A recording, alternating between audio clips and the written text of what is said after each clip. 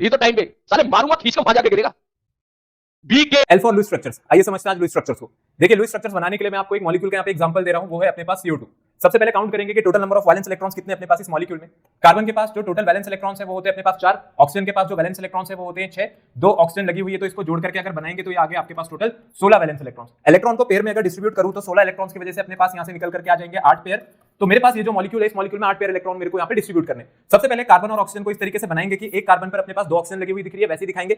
इसके बाद कोई भी 2 एटम्स अगर आप ले रहे हो एट अ टाइम तो उनके बीच में शुरुआत में कभी भी आपको एक इलेक्ट्रॉन से ज्यादा पेयर वहां पर डिस्ट्रीब्यूट नहीं करना है। बाकी जो बचे हुए हैं उनको आप अपने मन चाहे ऑर्डर में किसी के ऊपर भी अभी रख के देख सकते हो, बस उसके ऊपर 8 से ज्यादा मत बनाना। अगर मैं देखूं तो यहाँ से 1 2 3 4 5 6 7 8 पेयर यहाँ पे डिस्ट्रीब्यूट हो गए हैं और 2 एटम्स के बीच में शुरुआत में सिर्फ एक पेयर लगाना है। इसके बाद अब मेरे को यहाँ पर देखना है कि किसका ऑक्टेट पूरा हो रहा है किसका नहीं। कार्बन का देखूंगा तो ऑक्टेट पूरा होता हुआ दिख रहा है, लेकिन दोनों ऑक्सीजन का ऑक्टेट पूरा नहीं हो रहा है। इस पे भी 6 इलेक्ट्रॉन दिख रहे हैं और इसके साथ भी 6 इलेक्ट्रॉन दिख रहे हैं। ध्यान रहे यहाँ पर कोई भी गोला नहीं घुमाएगा, सर्कल नहीं करना है। अब इसको 8 करने के लिए क्या कर सकते हैं, क्यों ना इसको मैं यहाँ पर रखता और इसको यहाँ पर रखता, तो इससे भाई दोनों का काम बन जाता। दोबारा से अगर इसको बनाएंगे अब सही करके तो देखते हैं कि अपने पास ये जो कार्बन और ऑक्सीजन है अब इनके बीच में इलेक्ट्रॉन डिस्ट्रीब्यूशन कैसा रहेगा। अब अपने पास इसके बीच में 2 पेयर आएंगे इलेक्ट्रॉन के, फिर जो ऑक्सीजन थी उसके इलेक्ट्रॉन्स के साथ तो कोई छेड़छाड़ नहीं करी थी हमने, तो उसको एज इट इज रखना है। देखने पे पता चल रहा है कार्बन के 8 इलेक्ट्रॉन्स हो रहे हैं, ऑक्सीजन के पास भी 8 इलेक्ट्रॉन्स है, लेफ्ट वाले ऑक्सीजन पे भी 8 इलेक्ट्रॉन्स है। तो अपने पास यहाँ पर CO2 की जो फाइनल स्ट्रक्चर है वो बनकर के सामने आ गई है।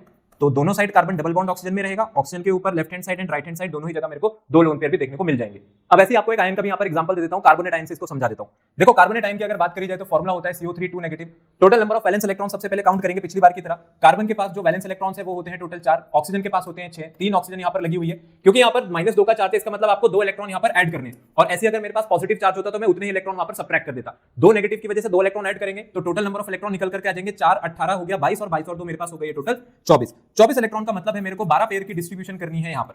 तो 12 पेयर की जो डिस्ट्रीब्यूशन करनी है पहले उसको बना लेते हैं। अगर मैं कार्बन को बनाऊं तो कार्बन के साथ ये 3 ऑक्सीजन कुछ इसी तरीके से दिखाई जाएंगी अपने पास। सबसे पहले जो पिछला वाला रूल है वो ध्यान रखना है, किन्हीं भी 2 एटम्स के बीच में एक से ज्यादा पेयर आपको नहीं लगाना है।